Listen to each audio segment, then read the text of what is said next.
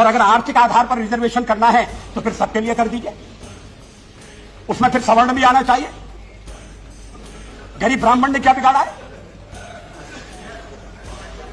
लेकिन हम तो गरीब ब्राह्मण की बात नहीं करते। अब मांग हो रही है कि मजहब के आधार पर रिजर्वेशन होना चाहिए।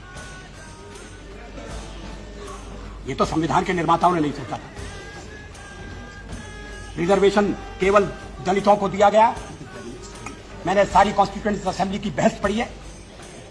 हमारे सिख बंधुओं के संबंध में एक अपवाद किया गया था और उस समय के हमारे राष्ट्रीय नेताओं ने कहा था कि यह अपवाद जरूरी है क्योंकि पंजाब बट गया है और सिख अपने स्थान से वंचित हो गए हैं। और किसी के बारे में उन्होंने कभी कल्पना नहीं की थी कि मजहब बदलने के बाद भी रिजर्वेशन होना चाहिए। और अगर आर्थिक आधार पर रिजर्वेशन करना है तो फिर सबके लिए कर दीजिए, उसमें फिर सवर्ण भी आना चाहिए। गरीब ब्राह्मण ने क्या बिगाड़ा है? लेकिन हम तो गरीब ब्राह्मण की बात नहीं करते। गार्ड के सामने एक बात और कही है कि जहां सेक्युलरिज्म पर चर्चा होना चाहिए, कास्टिज्म पर भी चर्चा होना चाहिए।